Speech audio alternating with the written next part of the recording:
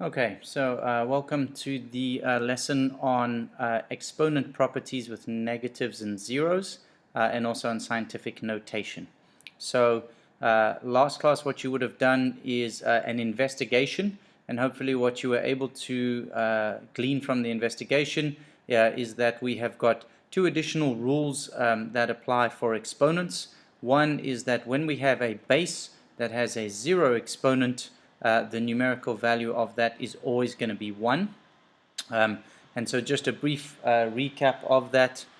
If we were to have something like 5 squared over 5 squared, that of course is 25 over 25, and that we know simplifies to 1. If we look at it from a point of view of exponents, we could write down the base, subtract the powers, the power of the numerator minus the power of the denominator, and that produces 5 to the power of 0.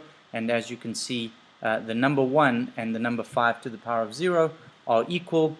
This of course applies for any base, and so it doesn't only have to be for the number 5, but could be for any variable, or in fact any number, with only one exception, and that is 0 itself. Similarly, using a similar pattern, we have a rule for negative exponents, and what that basically means, the shortcut for the rule for negative exponents essentially means if I have a negative exponent in the denominator, then that is the same as the positive of that exponent in the numerator, or vice versa. If I have x to the 3 in the numerator, x to the minus 3 in the numerator, that is the same as 1 over x to the 3 in the denominator. And you can see there is a small example over here which demonstrates the rule. And so we have bases the same, both are x's. 5 minus 7 produces the minus 2, which is the same as having x squared in the denominator, or if we had done 7 minus 5 and written our answer in the denominator, we would have had x squared. Okay, so a very quick recap of those rules, and what we're going to do is jump to the first set of examples, which are simply applications of those rules, and then we will come back and revisit scientific notation in a few minutes' time. Okay, so for these examples, what we're going to do is the instruction is to simplify and to evaluate. Evaluate means find the value of, and so evaluate is going to apply in an instance where we have numbers as bases as opposed to variables.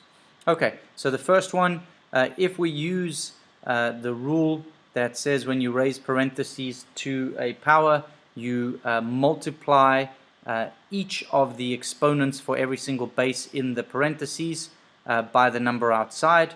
And so here we would have 2 to the power of 1 times 0 over 3 to the power of 1 times 0.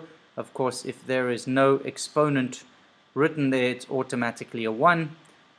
0 times 1 is 0. And so essentially what we're left with is 1 over 1, or just the number 1. And again, I've shown way more than I need to. You could have just gone directly to that answer, but it's just to show the application of the rule.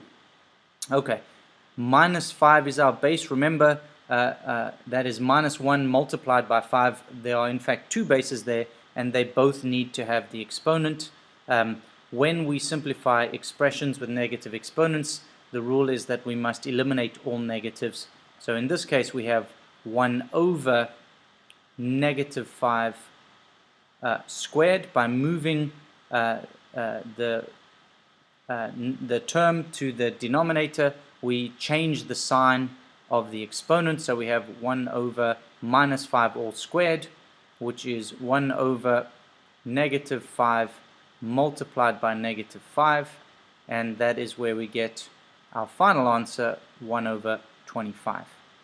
Similarly, C, basically our first step is to move this number to the denominator, and that allows us to change the exponent sign.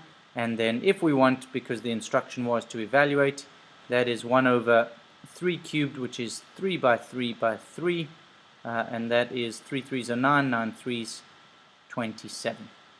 Okay, so if we move on to the next examples, what we're going to do now are two more sets of these examples, but now including variables, and then moving to increasing difficulties by having to combine these using the rules of PEMDAS or PEMDAS. Order of operations now becomes a factor as well. Okay, so here we have a multiplication sum, and we have a single base. So our rule with multiplying is write down the base and add the exponents. And so in this case, remember, no exponent means a 1. And that leaves us with x to the power of minus 4 plus 1 plus 3 is 0, which is 1. Okay. Similarly, in the second one, what we're going to have to do is effectively distribute that minus 2 to each of the bases. We have two bases here, a 3 and an x. So first step would be to say 3 to the power of minus 2, because that's minus 2 multiplied by 1. X to the power of 0 multiplied by minus 2 is still 0. X to the power of 0 is, of course, 1. And so we don't need to write that because anything multiplied by 1 remains the same. 3 to the power of minus 2 becomes 1 over 3 squared, and we change the sign of the exponent. And our final step is to say 3 squared, which is 9. Okay, and then our third example here, what you can see is we have three different bases. We have a 2, we have an x, and we have a y, so we cannot combine any of their exponents.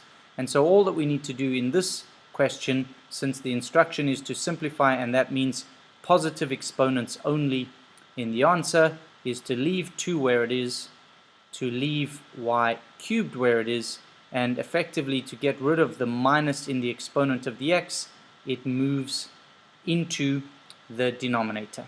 And there we have 2 over x1 y3.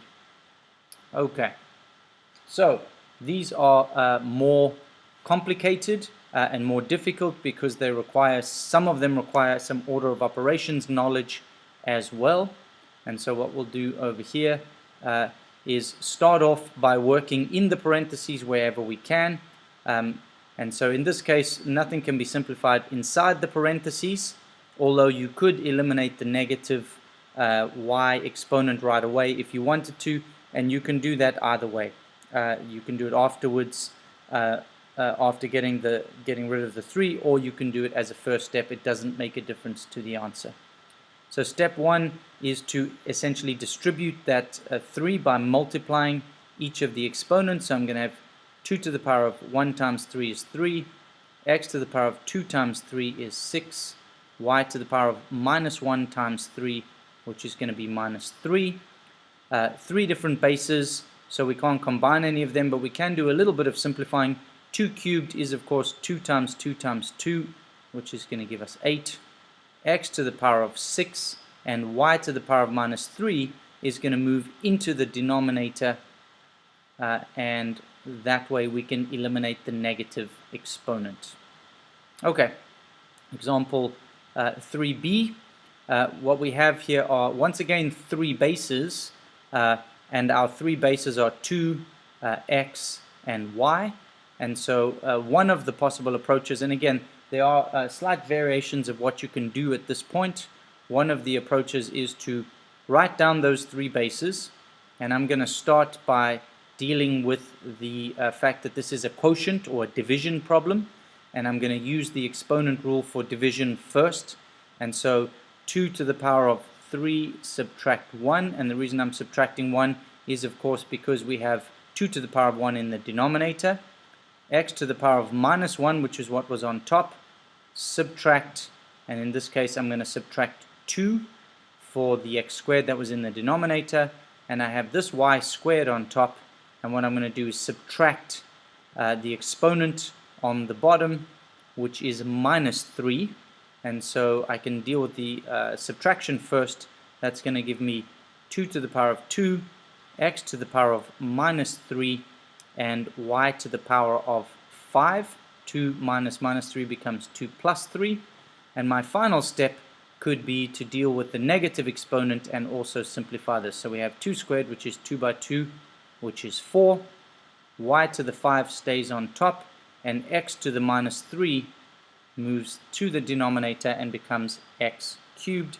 And that way we have eliminated all negatives, or written our expression without negative exponents. Okay, and what we'll do is the last of our exponent examples. And so here we have to be very careful. We do have an issue of order of operations. On top we have parentheses raised to a power. In the denominator, or rather if we look at the overall expression, that is a division problem, and so we must deal with the parentheses first before we attempt to tackle the division. Let me remove the markings from that. And what we're going to do in this case is, like I said, first deal with the numerator. So both of the bases 2 and x have a power of 1, and so I'll begin by saying 2 to the power of 1 times minus 2 is minus 2. X to the power of 1 times minus 2 is minus 2 over x to the power of 4. What I can do, as I did in the previous example, is first deal with the quotient. So I'm going to write down my two bases. 2 has got nothing to combine with, so I'm going to leave it as is. X has got minus 2 for the exponent in the numerator, subtract the exponent in the denominator, which is 4, and so that simplifies to 2 to the minus 2 x to the power of minus 6. Both of those are negative exponents, and so what I need to do is move those into the denominator, and since nothing will be left on top, what we do is we write the number 1 on top, and that becomes 2 squared x to the power of 6. And your final step, if you want to simplify that number, is to square 2, which of course gives us 4. And we have 1 over 4x to the power of 6. Okay, and so what I'm going to do is go back at this point, and we're going to start talking about scientific notation, but I'm going to talk about the scientific notation in the second part of the video.